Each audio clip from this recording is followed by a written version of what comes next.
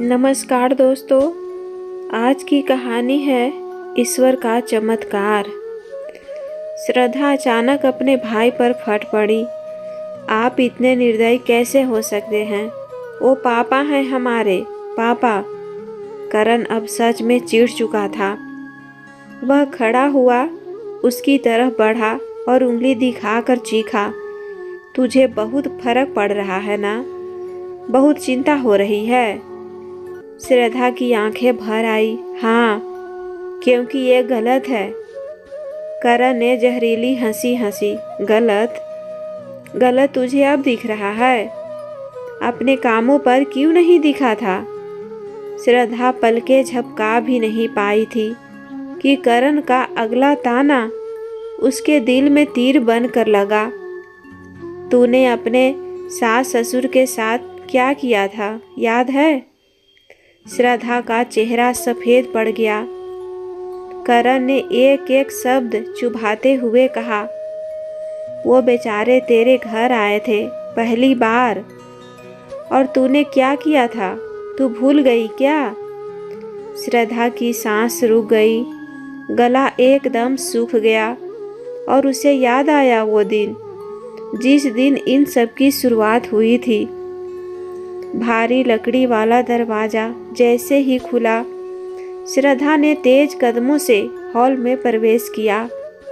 हल्की मखमली नीली ड्रेस, कानों में डायमंड स्टड, हाथों में चमकती अंगूठियां और पूरे व्यक्तित्व में एक रॉयल ठाठ। उसके हर कदम से अमीरी और रुतबे की खुशबू आ रही थी। लेकिन जैसे ही उसने नज़र उठाई, उसके कदम जमीन पर ही रुक गए। सोफे पर बैठे थे उसके पति मयंक और सामने उसके सास ससुर। श्रद्धा की आंखें एक पल में फैल गई, फिर सिकुड़ती चली गई, जैसे अचानक किसी ने उसके मन के दरवाजे पर चोट कर दी हो। वो लोग जिनसे वह कभी नहीं मिली थी, जिनसे मिलने का उसका कभी मन भी नहीं हुआ और जिनसे मिलने की कोई ज़रूरत भी नहीं थी, क्योंकि उसके पास सब कुछ था। पैसा, रुतबा, बंगला, नौकर चाकर, लग्जरी लाइफ। इसीलिए उसने अपने पति मयंक से शादी करके उसे अपना हम सफ़र बना लिया, साथ ही अपने घर का जमाई भी। लेकिन आज अपने सास ससुर को अपनी आंखों के सामने देखकर उसकी आंखों में गुस्सा, हैरानी और अविश्वास, तीनों भाव एक साथ उभर आए। श्रद्धा, जो एक बेहद अमीर परिवार की लड़की थी, सब कुछ उसके पास था। मयंक से वह इसीलिए प्यार कर बैठी थी क्योंकि वह साधारण होते हुए भी असाधारण रूप से स्मार्ट और प्रभावशाली था। प्यार होने के बाद दोनों ने शादी कर ली और श्रद्धा के पिता ने उन्हें एक शानदार बंगला दे दिया, जहां नौकरों की कतारें थी और आराम की कोई कमी नहीं। यही वजह थी कि श्रद्धा अपने सास ससुर से आज तक कभी मिली ही नहीं थी, ज़रूरत ही नहीं पड़ी थी। लेकिन आज जब वे अचानक उसके सामने खड़े थे, श्रद्धा की आंखों में चमकती ठंडक उसकी नाराज़गी और नापसंदी दोनों बयां कर रही थी।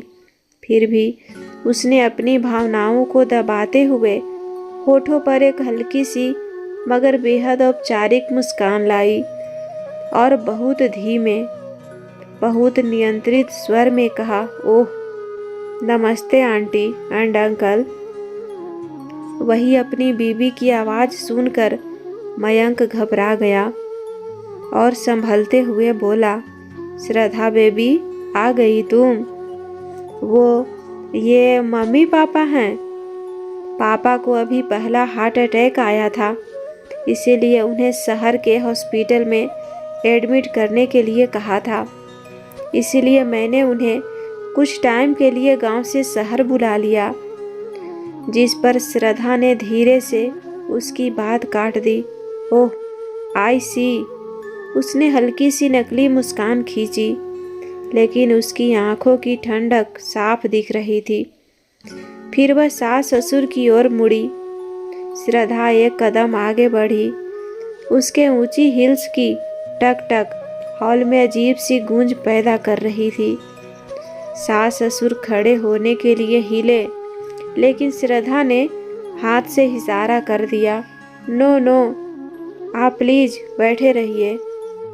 आवाज नरम थी, पर अंदाज में वह समान आमंत्रण नहीं, एक दूरी बनाए रखो वाली ठंडक थी। श्रद्धा मयंक के बिल्कुल पास झुककर बोली, बेबी, मुझे आपसे थोड़ी सी बात करनी है। लहजे में मिठास थी, पर आंखों में एकदम साफ गुस्सा। वह मुस्कुराई, सास ससुर को देखकर बोली, आप लोग तब तक आराम कीजिए।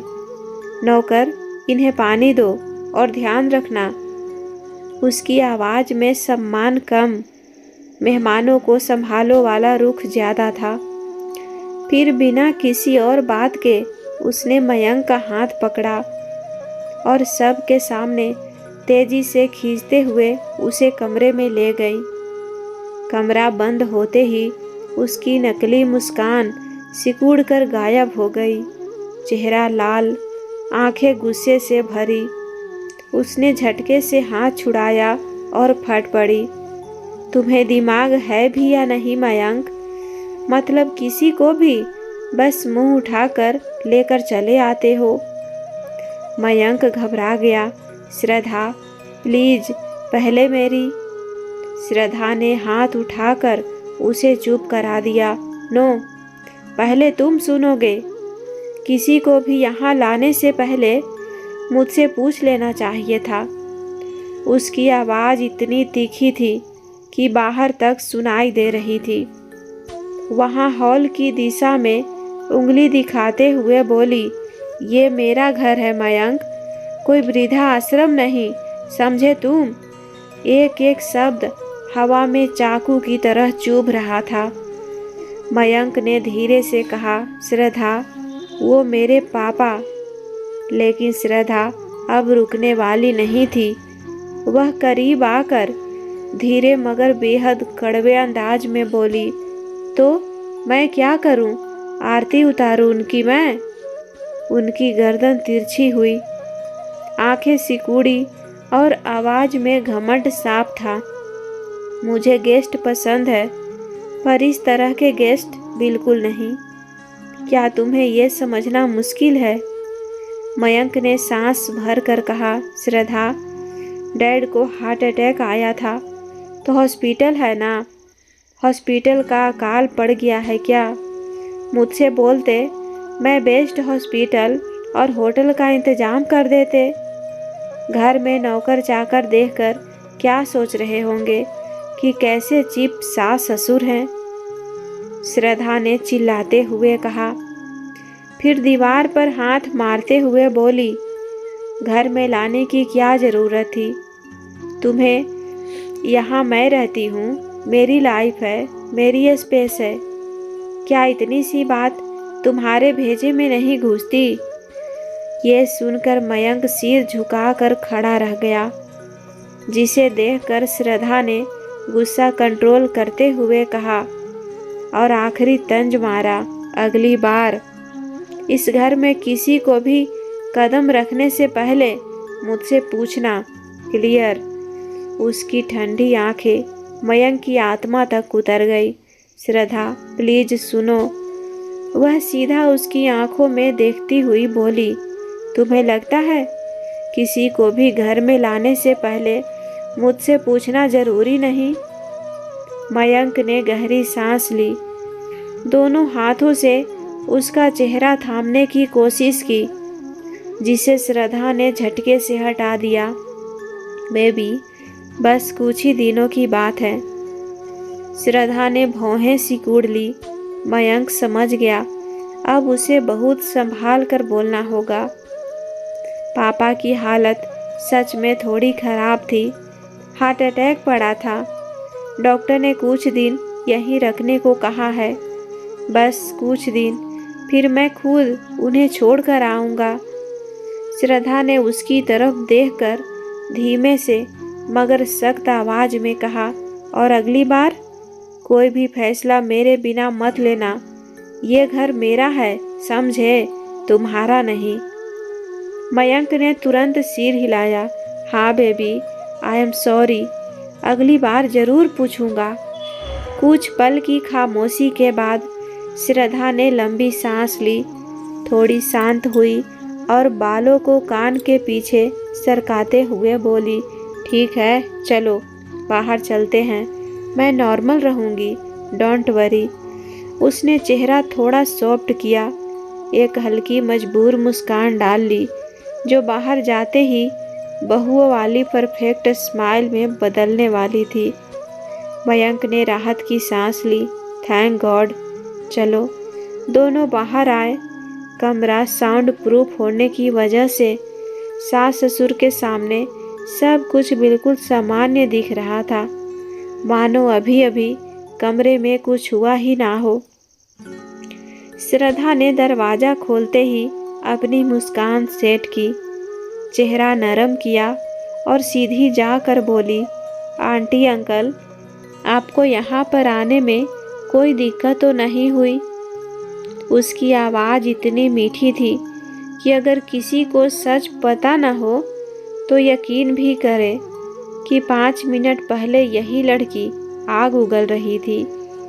सास ससुर मुस्कुराए और माहौल बिल्कुल नॉर्मल लगता रहा, पर श्रद्धा की आंखों में अब भी थोड़ी सी चिड़चिड़ाहट और मयंक के चेहरे पर थोड़ी सी थकान छुपी रह गई थी।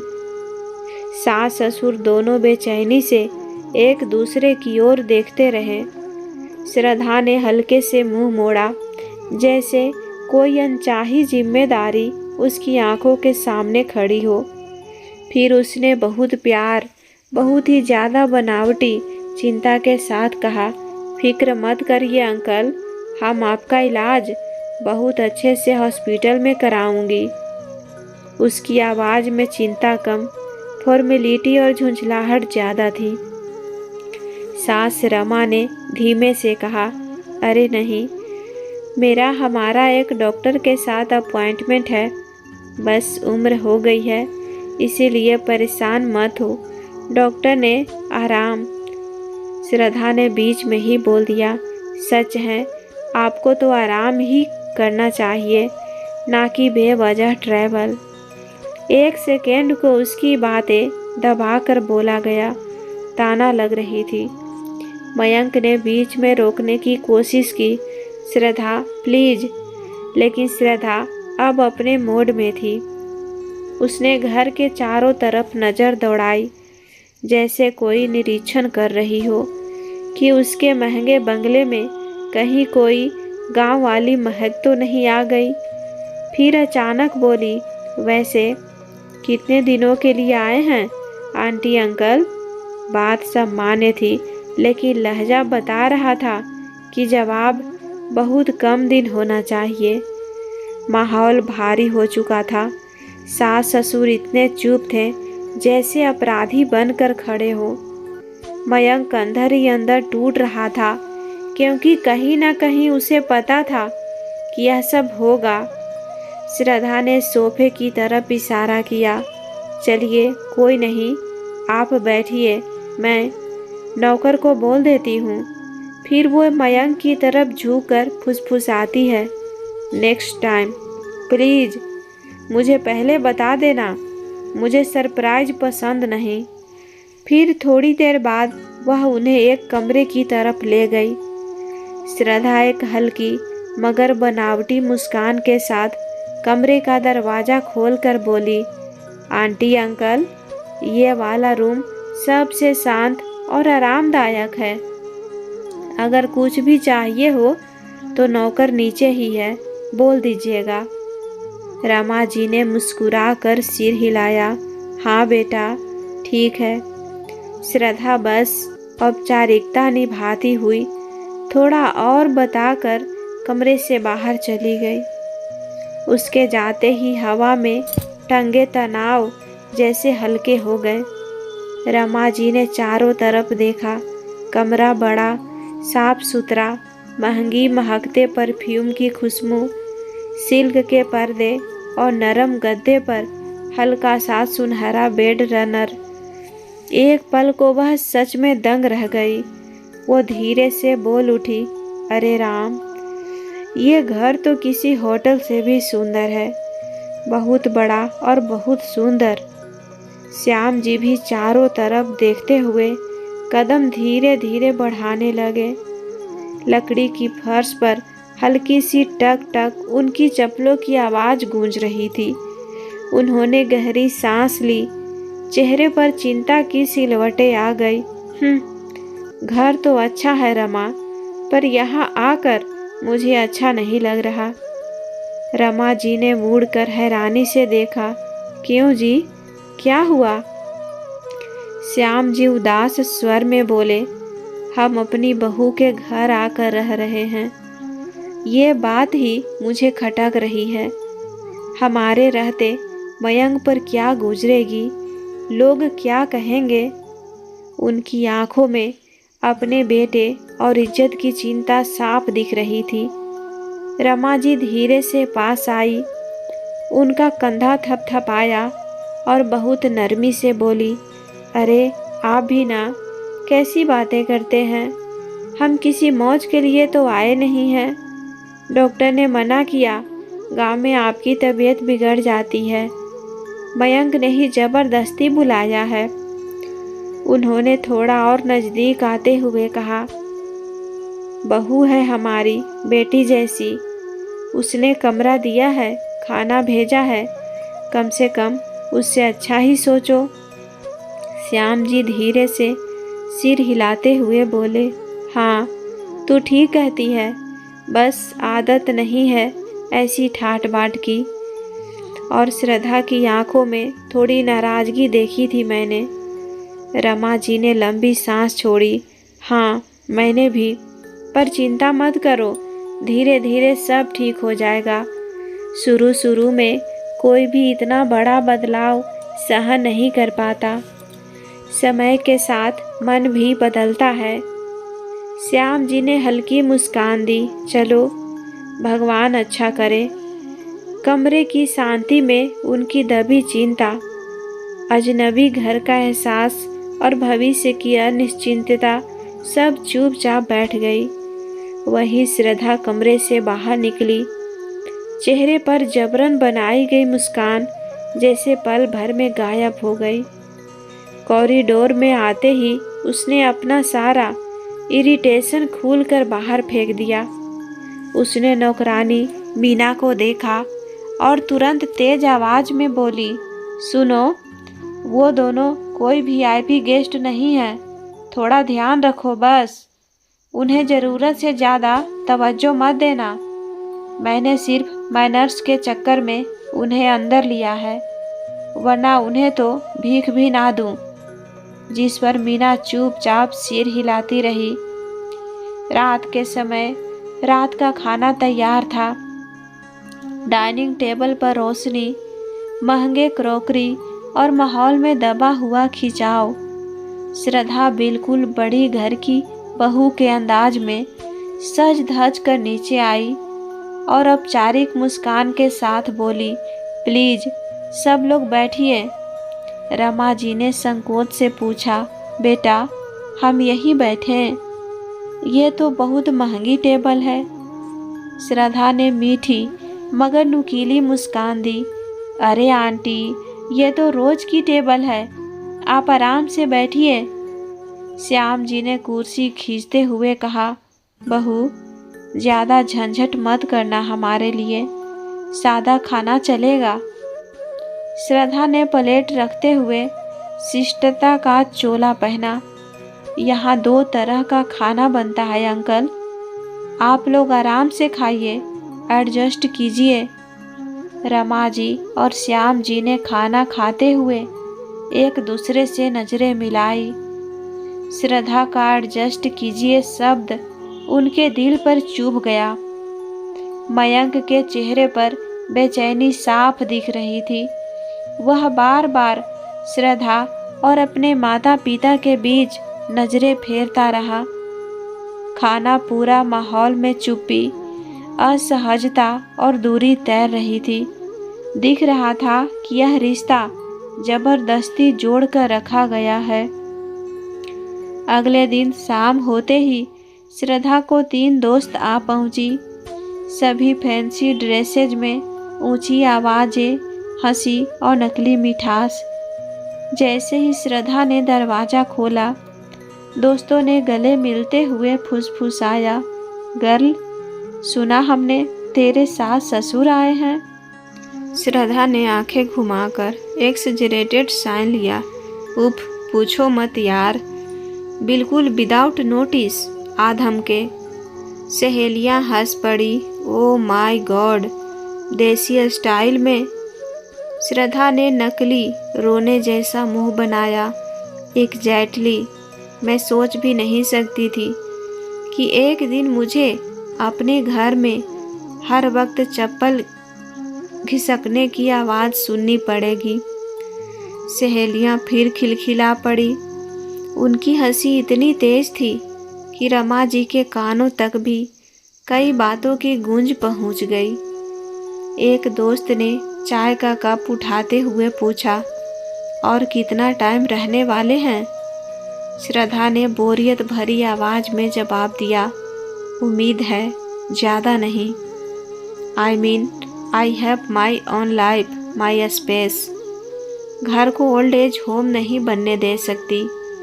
पर मयंक इमोशनल हो जाता है। सहेलिया ने सिंपैथी का ड्रामा किया।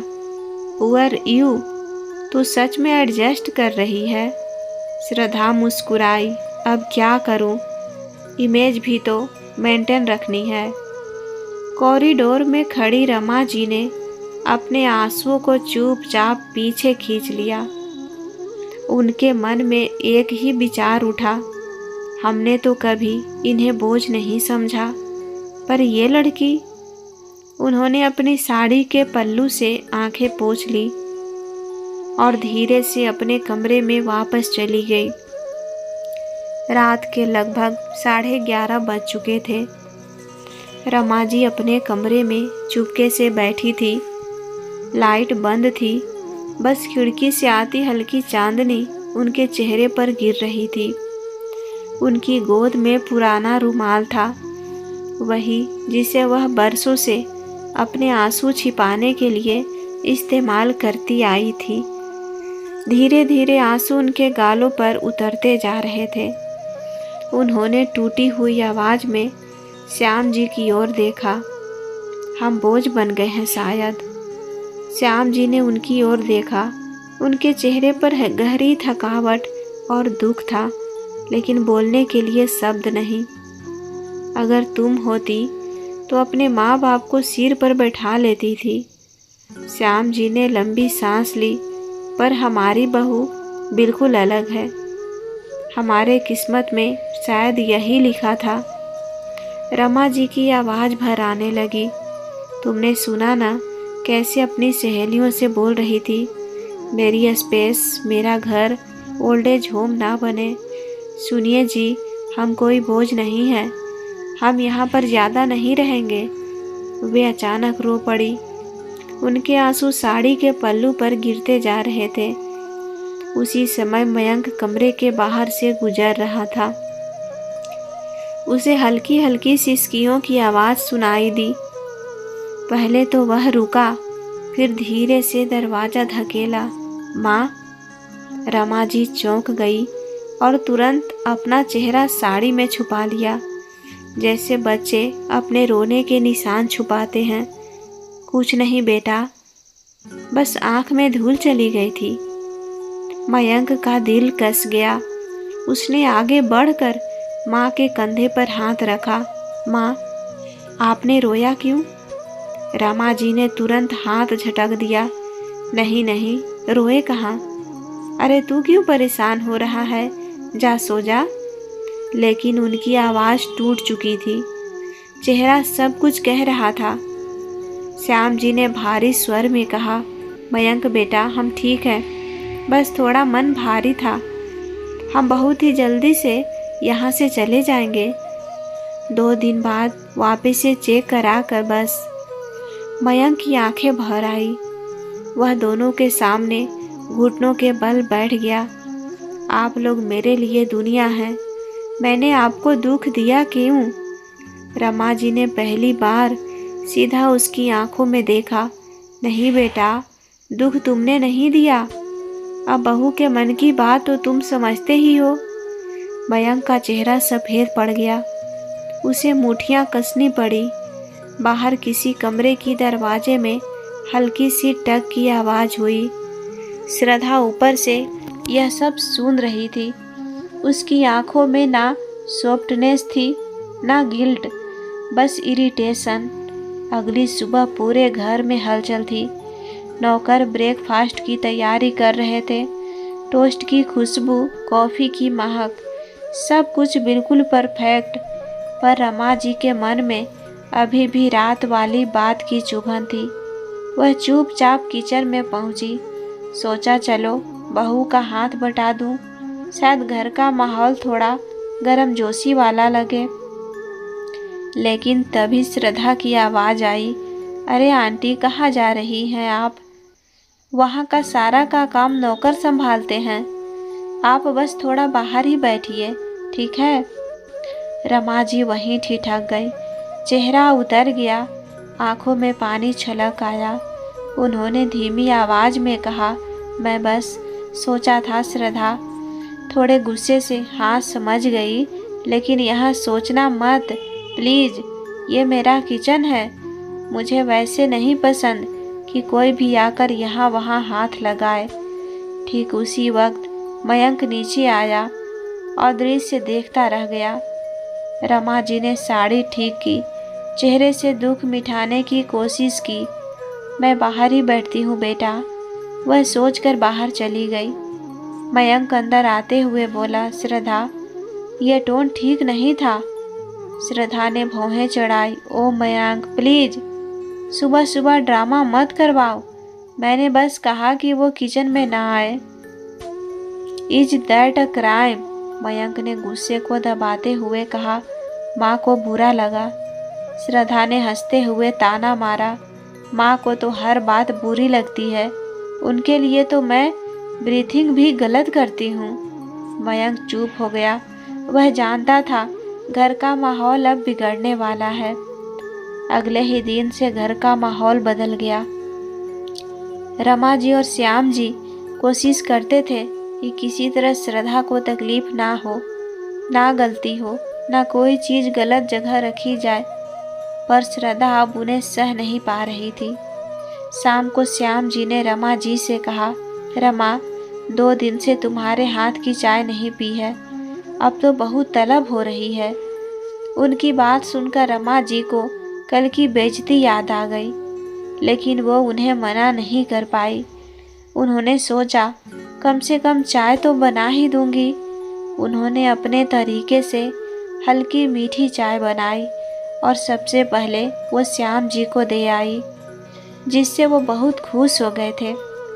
तभी रमा जी को कुछ याद आया और वो जाकर श्रद्धा को देकर बोली, बेटा चाय ले लो।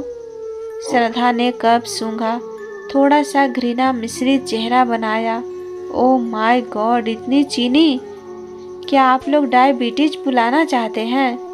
रमा जी सकपका गई। मैंने तो बस, श्रद्धा ने बीच में ही काट दिया, प्लीज आप लोग खुद की हेल्प का ध्यान तो रखते नहीं हैं। और आपकी चाय पीकर मैं हॉस्पिटल चली जाऊंगी। रमा जी ने धीरे से कहा, हमने तो प्यार से बनाई थी बिटिया, पता नहीं था तुम्हें पसंद नहीं है। श्रद्धा पलट कर बोली, प्यार से ज़्यादा शुगर से भरी है। नेक्स्ट टाइम मत बनाइएगा प्लीज़।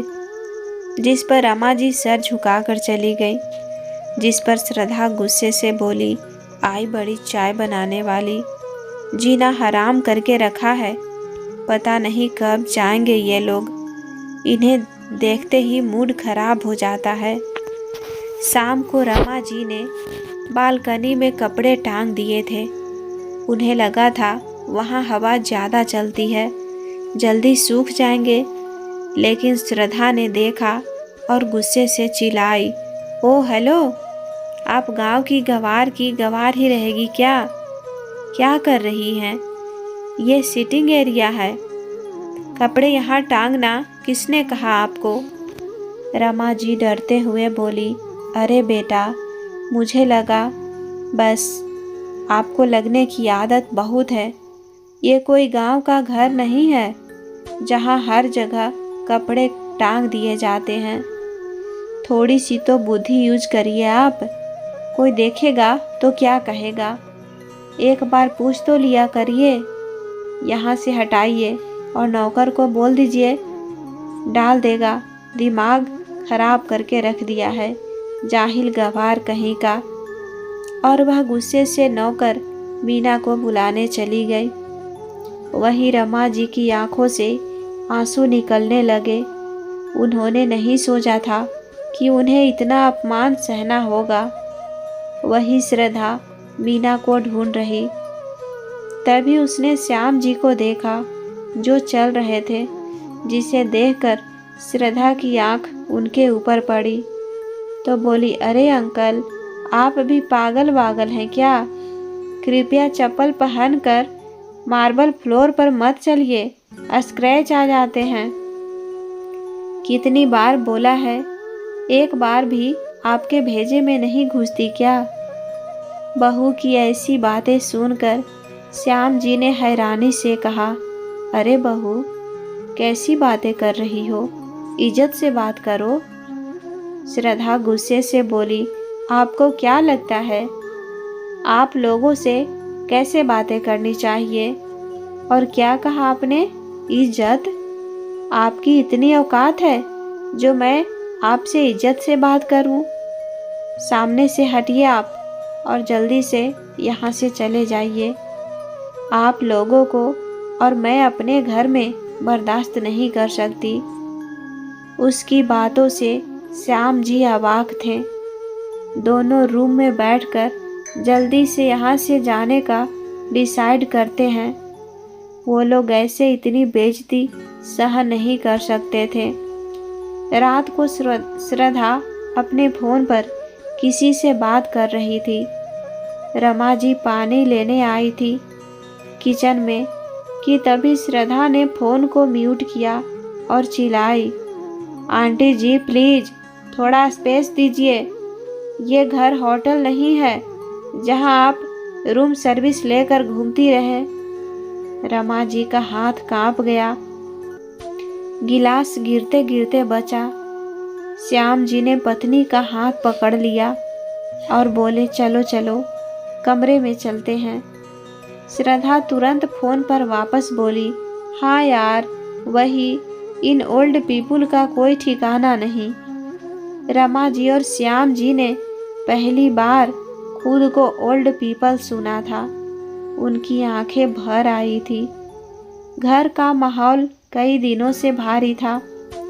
रमा जी और श्याम जी कोशिश करते थे कि हर काम श्रद्धा की मर्जी से ही हो, लेकिन श्रद्धा अब कुछ भी बर्दाश्त नहीं कर रही थी। पर उस दिन तो हद ही हो गई। श्रद्धा सुबह से ही चुप चुप थी। उसने अपनी ज्वेलरी वाली ड्रावर खोली, एक महंगी डायमंड ब्रेसलेट निकाली और उसे नौकरानी से बोली, रमा जी के कमरे में रखवा दो। फिर जोर से चिल्लाई, मयंक, मेरी ब्रेसलेट गायब है। मयंक भाग कर आया, क्या? कहाँ रखी थी? श्रद्धा रोने का नाटक करते हुए बोली, मम्मी जी, पापा जी वाली अलमारी के पास रखी थी कल, मुझे शक है। मयंक चौंक गया, श्रद्धा, ये क्या बोल रही हो तुम? श्रद्धा ने आंखें नीची कर ली। जरूरी नहीं कि हर किसी का इरादा अच्छा हो। श्रद्धा जोर जोर से घर की चीजें उलटने पलटने लगी, कुशन, दराज, टेबल, सब कुछ। रमा जी दौड़ी आई, क्या हुआ बेटा, क्यों चीजें फेंक रही हो? श्रद्धा आंखें लाल करके बोली, मेरी डायमंड ब्रेसलेट चोरी हो गई है और मुझे किसी पर गहरा शक है। वो मुझे मेरे पापा ने गिफ्ट की थी, वो मेरी फेवरेट थी। श्याम जी हड़बड़ा कर बोले, बिटिया हम ऐसे लोग नहीं। श्रद्धा ने उन्हें बीच में ही थप्पड़ जैसे शब्दों से काट दिया।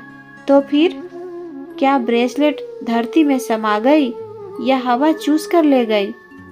क्योंकि मेरे नौकर तो आपके अलावा ऐसा कोई काम नहीं करेंगे। रमा जी की आंखों में आंसू भर आए। बेटा, हमने सच में नहीं छुआ। श्रद्धा ने हाथ ऊपर उठाकर बात काट दी। बस ये संस्कारी डायलॉग्स अपने पास रखिए। आपके आने के बाद ही सामान गायब हुआ है, तो शक तो आप दोनों पर ही जाएगा, है ना? श्याम जी ने सिर झुका लिया। इतना अपमान उन्होंने जीवन में पहली बार सहा था। श्रद्धा नौकरों पर चिल्लाई, चलो इन दोनों के कमरे की तलाशी लो। यह सुनते ही रमा जी का शरीर कांप गया। श्याम जी की आंखें भर आई। उन्होंने कभी सोचा भी नहीं था कि वह दिन भी आएगा जब कोई उन्हें चोर कहकर जांचेगा। नौकर कमरे में गया और चीजें उलटने पलटने लगा। अलमारी, बिस्तर, सूटकेस सब उधेड़ बुन कर रख दिया। रमा जी धीरे से रो पड़ी। हे भगवान, यह दिन भी देखना था। शायद भगवान ने भी उस पल आंखें बंद कर ली थी।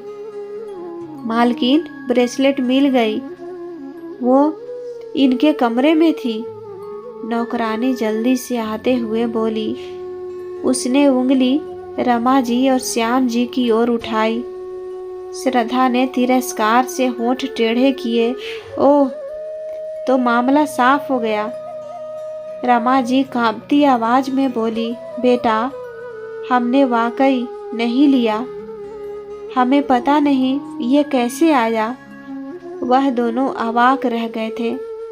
वही श्रद्धा गुस्से से बोली, ओह, सच में आपको नहीं पता?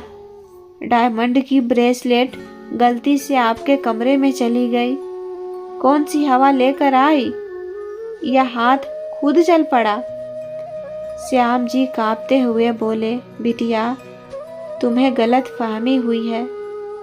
श्रद्धा ने इतनी तीखी आवाज में चिल्लाया कि पूरा हॉल कांप गया। बस एक शब्द और नहीं।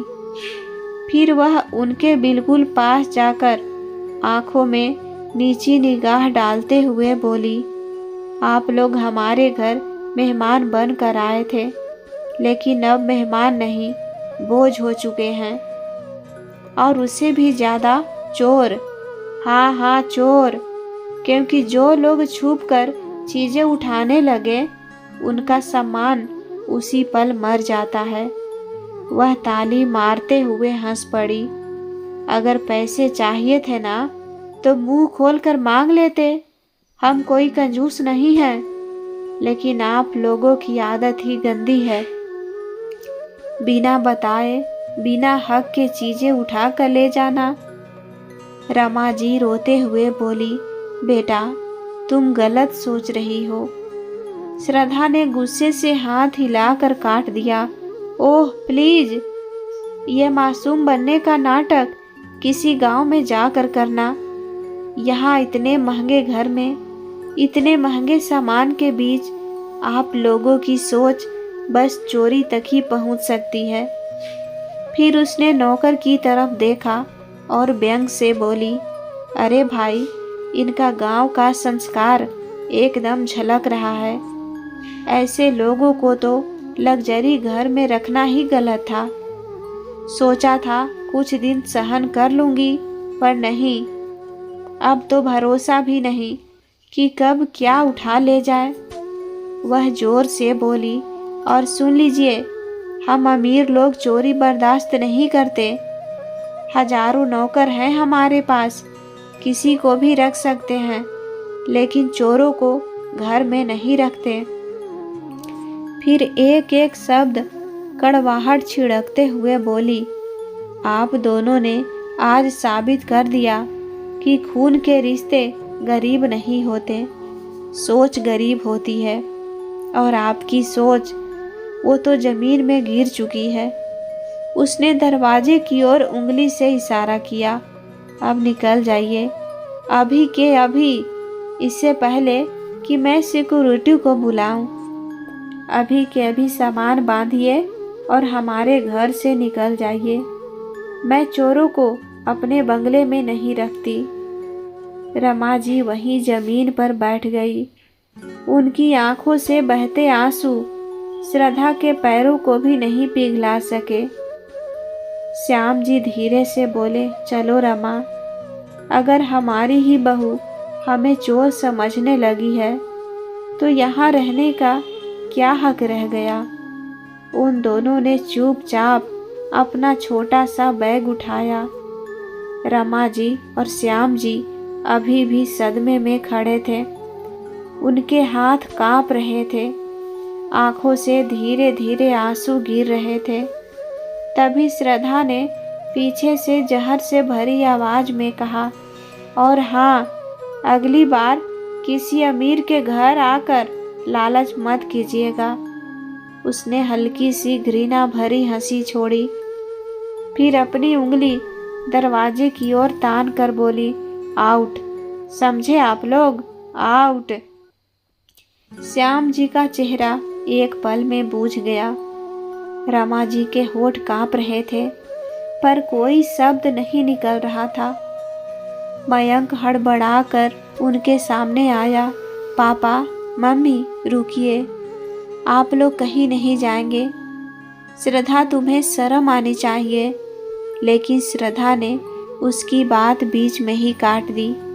आंखें लाल, चेहरे पर क्रोध की आग। ओह प्लीज मयंक, अगर तुम्हें इन्हें रोकना है, वह एक एक शब्द चबा चबा कर बोली, तो तुम भी जाओ इनके साथ, क्योंकि आज के बाद मेरे घर में, मेरी छत के नीचे, मेरे पैसों पर मैं ऐसे लोगों को नहीं रख सकती।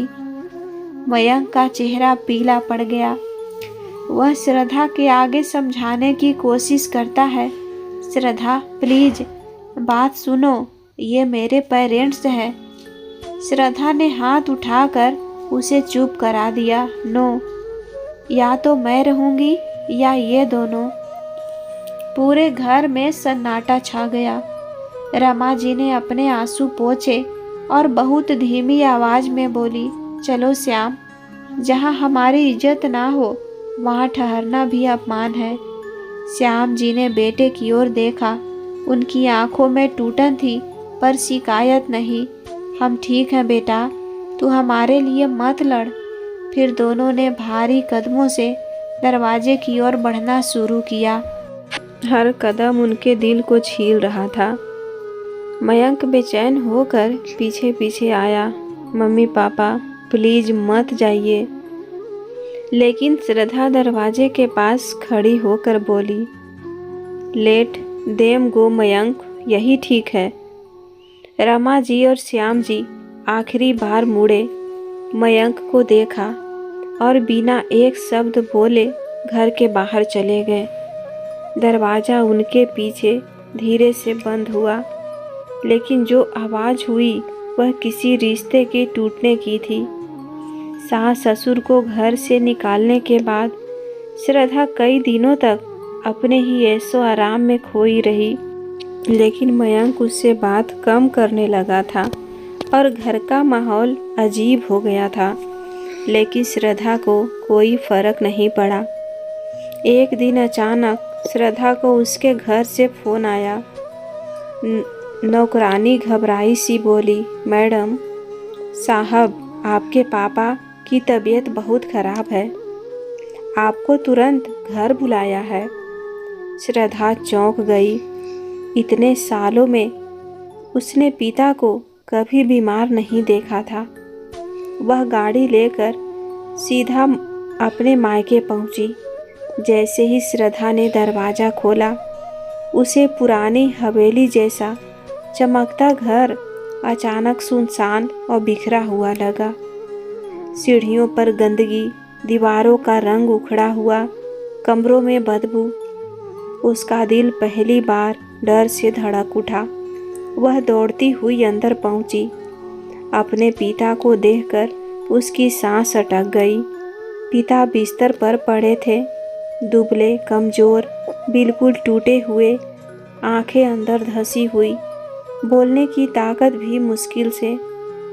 श्रद्धा की आंखों में पहली बार सच्चे आंसू भर आए। डैड, आपको ये क्या हो गया? उसकी आवाज़ कांप गई। पिता ने उसकी ओर देखा। चेहरे पर दर्द, अपमान और थकान थी।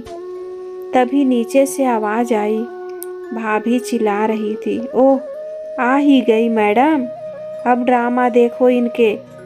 श्रद्धा ने चौंक कर पूछा, किस तरह बात कर रही हो तुम? पापा की ये हालत कैसे हुई? उसकी भाभी ताना मारते हुए बोली, कैसे होगी?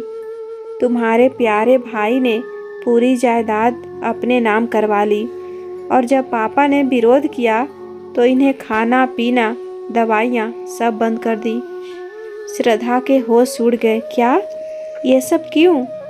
भाभी ने हंसकर कहा, अरे क्यों क्या? उन्हें लग रहा था पापा सब कुछ तुम पर कर देंगे, इसीलिए पापा को ऐसे टॉर्चर किया कि साइन कर ही दिए। श्रद्धा के पैरों तले जमीन खिसक गई। वह भाई के कमरे की तरफ भागी। भाई लैपटॉप पर काम कर रहा था।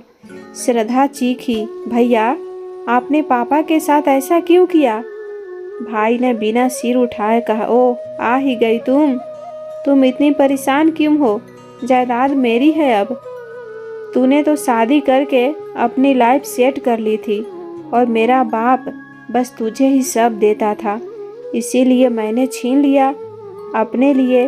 अब ये घर भी मेरा और पापा की सारी प्रॉपर्टी भी। श्रद्धा की सांस रुक गई। उसके भाई करण ने गुस्से से कहा, देख, अब नाटक मत कर, मुझे सब कुछ चाहिए था, मैंने पा लिया। अब पापा चाहे जिए या मरे, मुझे फर्क नहीं पड़ता। हमें तो बस उनके साइन चाहिए थे। श्रद्धा के पैरों तले जमीन खिसक गई। उसकी सांसें टूटने लगी। वह वहीं घुटनों पर गिर गई। आंसू बिना आवाज के उसके गालों पर गिर रहे थे। श्रद्धा रोते रोते खड़ी हुई और अचानक फट पड़ी। आप इतने निर्दयी कैसे हो सकते हैं?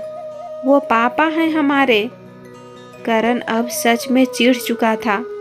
वह खड़ा हुआ, उसकी तरफ बढ़ा और उंगली दिखाकर चीखा, तुझे बहुत फर्क पड़ रहा है ना?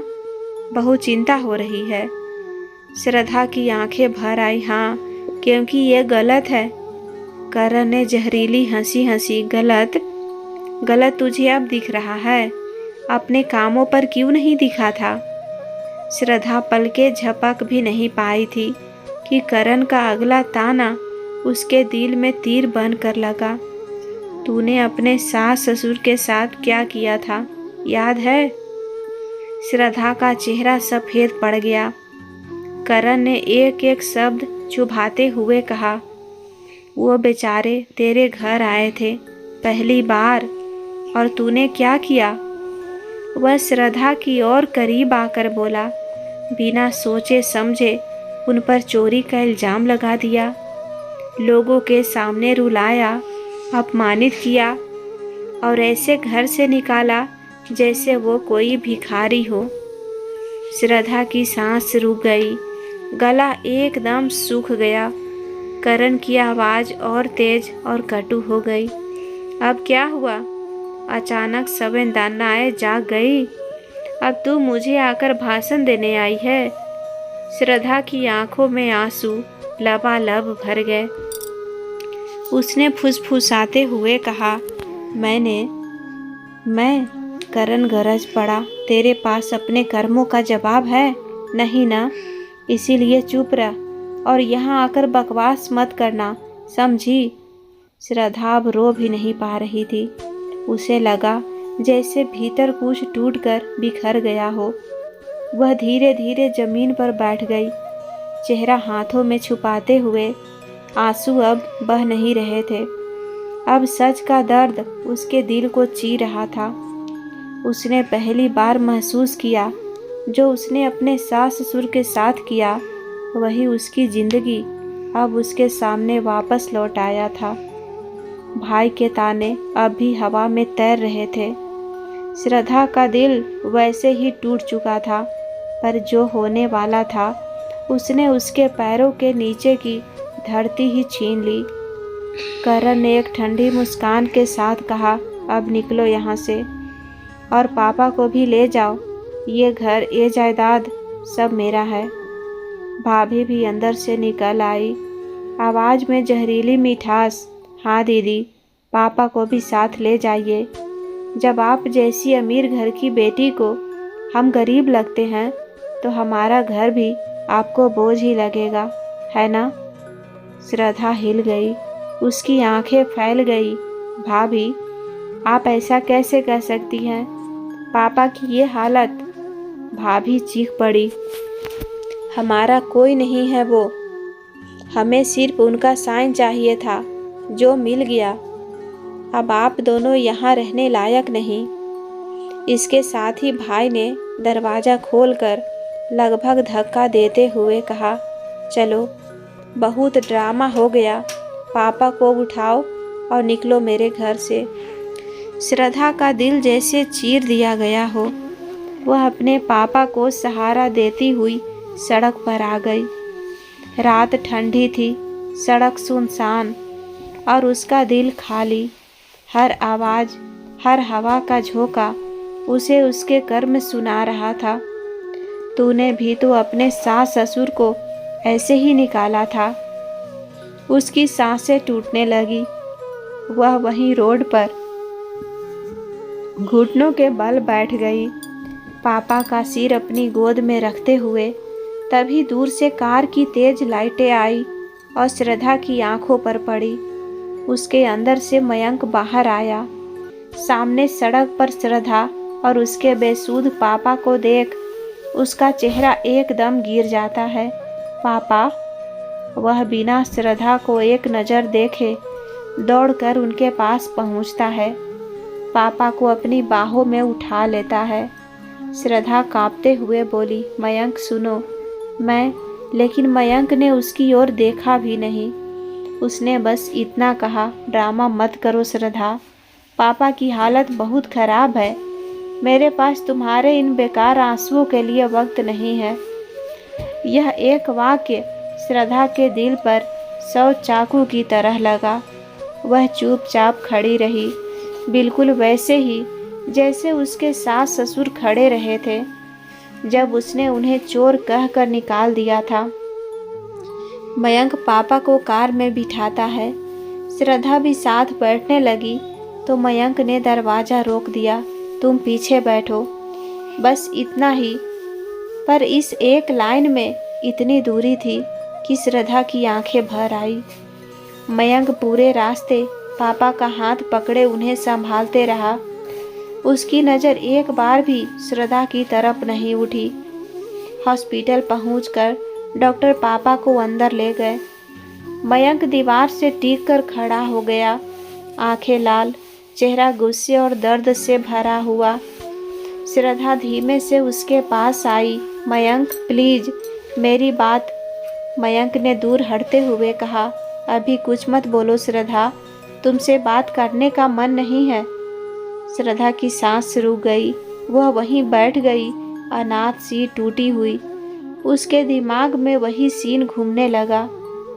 वह दिन जब उसने भी रमा जी और श्याम जी पर चोरी का इल्ज़ाम लगाया था, जब उसने भी कहा था आउट। अब उसके साथ भी वही हुआ था। हौले हौले आंसू उसकी आंखों से बहने लगे। आज पहली बार उसे सच में महसूस हुआ उसने अपने सास ससुर के साथ कितना भयानक गलत किया था, और अब भगवान ने वही दर्द उसे वापस लौटा दिया था। श्रद्धा अस्पताल के कॉरिडोर में दीवार से लगी खड़ी थी। उसके अंदर केवल एक ही सवाल घूम रहा था, मैं माफ़ी कैसे मांगूं? क्या वो लोग मुझे माफ़ भी करेंगे? उसका दिल फट रहा था। वह अपनी ही गलतियों के बोझ तले दब चुकी थी। रोते रोते आंखें सूज गई थी, गला बैठ चुका था। तभी कॉरिडोर के दूसरे सिरे से एक स्ट्रेचर गुजरा और उसके बाद रमा जी धीरे धीरे चलती हुई दिखाई दी। श्रद्धा की सांस अटक गई, मानो किसी ने पैरों में जान ही खत्म कर दी हो।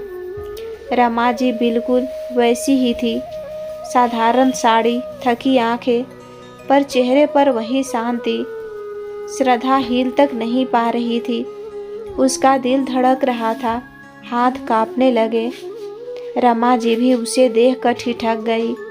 उनके चेहरे पर आश्चर्य, डर और ना जाने क्या क्या छलक रहा था। कुछ सेकंड तक दोनों बस एक दूसरे को देखते रहे। फिर श्रद्धा की आंखों में आंसू जमा हो गए, उसका गला भर आया और अचानक वह रमा जी के पैरों में गिर पड़ी। श्रद्धा सिसक रही थी, हाथों से रमा जी के पैर पकड़ती हुई, माँ जी प्लीज़ माफ़ कर दीजिए, मैं बहुत गलत थी, बहुत गलत। आंसू फर्श पर टप टप गिर रहे थे। मैंने आपके साथ जो किया वो मुझसे भी सहन नहीं हो रहा।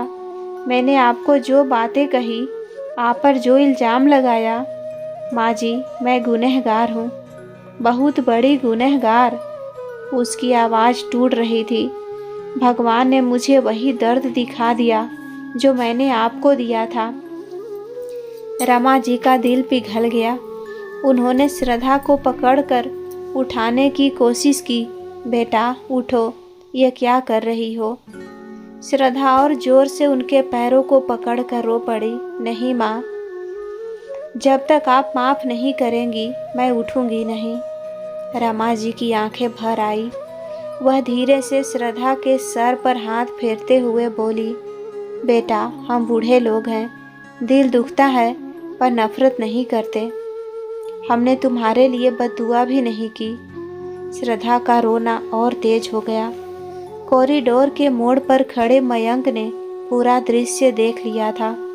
वह अपनी माँ और पत्नी को इस हालत में देखकर स्तब्ध रह गया, पर उसने कुछ नहीं कहा। वह चुपचाप खड़ा रहा, बस अपनी पत्नी के टूटने और माँ के दिल के पिघलने को देखता रहा। श्रद्धा अभी भी रमा जी के पैरों पर गिरी हुई थी। रमा जी ने उसे पकड़कर उठाया और अपनी छाती से लगा लिया। बस कर बेटा, सब खत्म हो गया, हम तुम्हें माफ़ करते हैं। श्याम जी भी पास आकर बोले, बिटिया गलती इंसान से होती है, जो अपने किए पर पछता ले वह बुरा नहीं होता। श्रद्धा उनके सामने हाथ जोड़कर रोती रही। मैं वादा करती हूँ, अब मैं आपको अपने माँ बाप से भी ज़्यादा संभालूंगी। रमा जी ने आंसू पोंछकर कहा, बिटिया हमें बेटी मिल गई। मयंक चुपचाप खड़ा यह सब देख रहा था। उसकी आंखें भी भर आई। वह श्रद्धा के पास आया और उसके कंधे पर हाथ रखा। अब हम सब मिलकर ठीक करेंगे सब कुछ, दोबारा कोई अकेला नहीं रहेगा। श्रद्धा ने पहली बार राहत की सांस ली। उसने मयंक से कहा, चलो पहले आप दोनों का इलाज कराते हैं। श्रद्धा ने दोनों को हॉस्पिटल में भर्ती कराया। दिन रात वह दोनों के बेड के पास बैठी रहती, दवा समय पर देती, खाना खिलाती और दोनों का ख्याल रखती। डॉक्टर भी हैरान थे। आपकी बेटी है? रमा जी मुस्कुरा कर बोली, हाँ हमारी बेटी है। श्रद्धा की आंखों में फिर आंसू आ गए, लेकिन इस बार के आंसू किसी अपनापन के थे। जब उसके पापा की हालत थोड़ी ठीक हुई, श्रद्धा सीधे पुलिस थाने पहुंची।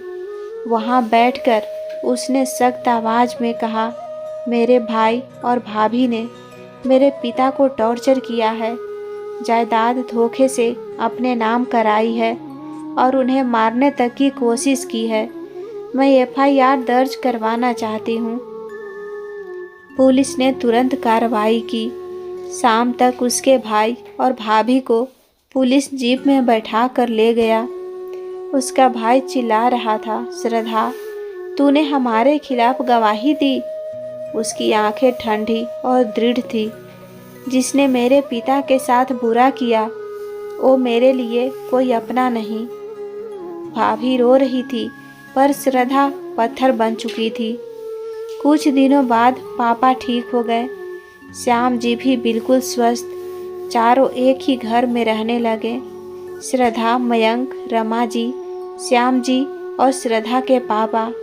घर में पहली बार इतनी शांति, इतना प्यार महसूस हो रहा था।